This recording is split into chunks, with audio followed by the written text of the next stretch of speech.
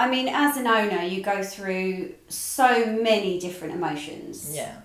And it's a roller coaster of a ride, and I don't think it ever stops. However long you've had the business for, it is just up and down, up and down. So it's learning to manage that basically, and learning how to overcome the feelings of stress or deal with the feelings of stress. The feelings of guilt, maybe we see a lot of that. I definitely experienced it in my business when you're not in there a lot of the time because you've stepped out to work on the business, but you feel guilty. You feel guilty to the team that you should be there, or you feel that they feel that you should be there. And there's so many different emotions that you feel as an owner, and it's where to start to try to overcome those. I think ultimately when you have created something yourself and you've been part of it, it's very difficult to take yourself out of it and actually look at your workload completely differently. But ultimately, if you don't start working differently, it's fine if you're happy in what you're doing, but a lot of owners we're meeting are like, well, I want to start enjoying life a little bit, I want to start having a work-life balance, I want to start working on a business. And so as an owner, it's your right, really, given right. Yeah, I mean... So why do we feel guilty, Amy? I don't know, I mean, I don't know. I think we're very sensitive, or most owners are very sensitive as to how it's perceived within the business as well. I think that's a lot of the time. So if we take the guilt factor, I think it's feeling that, you know, how are you being perceived to the team? Do the team just feel like you're sort of having a spa day or doing this or that?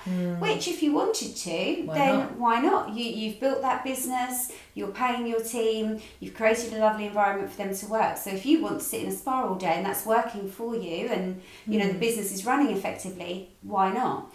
But most of the time that isn't the case, as we know, and you're working on the business, and without coming out of the business you can't do that. I really don't think that's possible. Yeah. But I think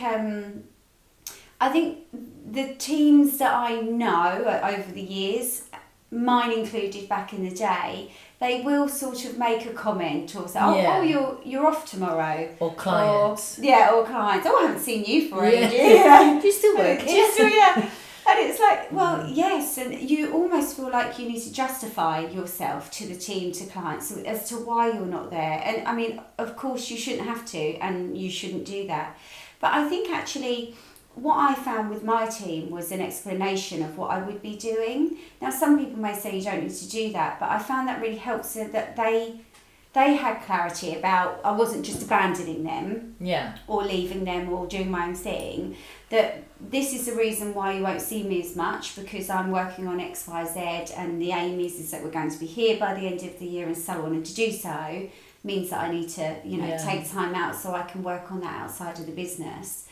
That worked with my team. Now, whether that works with every team... I think what we're saying is that even if you explain, which I feel for me is a little bit of justifying yourself to the team, but I understand why you need to do it. You need to justify a little bit. To me, you're sharing your vision as to why you're working differently, rather than justifying what's going on within the day-to-day. But I think ultimately you've got to really be sure, and I think that's where we're finding the members in particular who are starting to work differently in their business and starting to enjoy more of a work-life balance, or actually having admin days that are dedicated about admin days. And there's that kind of guilt, that kind of, I've never done this before, so I need to get used to a different way of working. So I think that can be quite hard, but once it's done and once it's accepted, you won't feel that guilt. No, because that's how it is, isn't it? You've kind of created a different environment for you and the team ultimately. But the guilt somewhere along the line, I think, is perhaps because you're not too sure as to why you are coming out of the business and working on the business, or maybe you haven't got a clear kind of path as to where you're going. Yeah, you just know you need out to slightly. Yeah. And I feel when you've got an established team, that makes it harder, because quite often I'll say to owners, look, if you had 5 new team members right now, they wouldn't know that you worked any differently, and that would be accepted straight away, because this is what you do. It's change. It comes down to change again. And change breeds guilt sometimes. If you feel, maybe going to be perceived the wrong way. I mean, we spoke to someone recently where she was going back to the business on a Saturday, even though she was looking after her children, to go and close the salon. And it's like, why are you doing that? You're going in with your children to close the salon when there is already some kind of supervisor.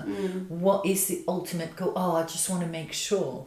Well, that's just to please you and your way of functioning, but it's not really making much more sense to a team if you were not here the whole day. Yeah. It doesn't, I think it's, like you said, I think it's definitely a lot of communication behind it.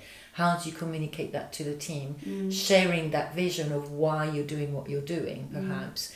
But also, I think there's an element of working on what is it you're doing, and we're seeing that a lot, isn't it? On my admin day, on what I need to do, what do I do? Yeah. So a lot of owners at the moment, what they're doing is they're going in a little bit, doing a few bits, and then coming back home to do a bit of admin, and it's just such a scattered energy, all that because they feel they have to show their face. Or, and still be part of the team. But ultimately, if you have those meetings and those individual meetings and everything else, why should you feel the need to do that? Yeah.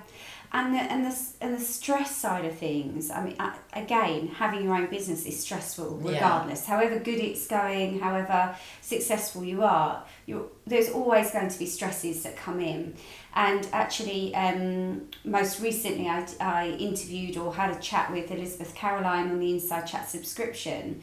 And she was talking about meditation, mindfulness and so on. And now some people might find that a bit all sort of airy-fairy maybe, but actually the neuroscience behind it was so fascinating. Yeah, she's amazing. She's incredible. And I certainly do try. You know, I know if I wake up in the morning and I am able to meditate and I am able to take the dog for a walk, to get out in the fresh air, my whole day is completely different than if I mean, I have children as well, so it doesn't always happen, but the day is set up and it just helps you to start the day with a clear focus. So for me, that was to deal with the stresses of everyday business. Actually, I think you need to find something that helps you to find that inner calm so that you're able, you know, those trigger points that happen. And I know you've done some things about trigger points as well. Yeah, I was just about to say about the trigger points, because it's really interesting, even at my tender age of 39. You know, plus a few. But I think that life takes over, isn't it? Life is just literally takes over. You have to be flexible with things that happen in your personal life, professional life. So if you're not looking after yourself, you really are going to either burn out or please everyone else but yourself. And recently I analysed a little bit more, and I got really conscious of my trigger points as to why is it that I wasn't handling certain stress that were coming to my life, and what's the response to it, which is automatic. I've got a habit that I need to break, but that's so difficult because you're in that kind of mode of always functioning on either just feeling really stressed and not dealing with it, or just overeating, or just not really going to do any gym, or just because you're constantly keeping yourself busy. So that busyness, actually all it does is reinforcing the way you're working, but not moving forward in more healthier, balanced way, isn't it? But don't you think that if you are feeling up and down with your emotions, the team will feel it anyway? Oh, for sure. Yeah, absolutely. That it's instantly sort of. I made all the mistakes in my business, you know, I definitely did. And there were times where I'd go in and be super stressed, and I could hear sort of the team, oh, what's wrong with Amy? You know, what's... And I was able over the years to kind of manage that. And, you know, because I don't want the team bringing in their stresses or their, you know, ups and downs, because then that relates onto the other team members, maybe the clients and so on. So therefore, I as the owner had to control myself. It didn't happen that often, but you're only human as well. For and sure. Actually, you know, sometimes the team, you've got a good team, they understand.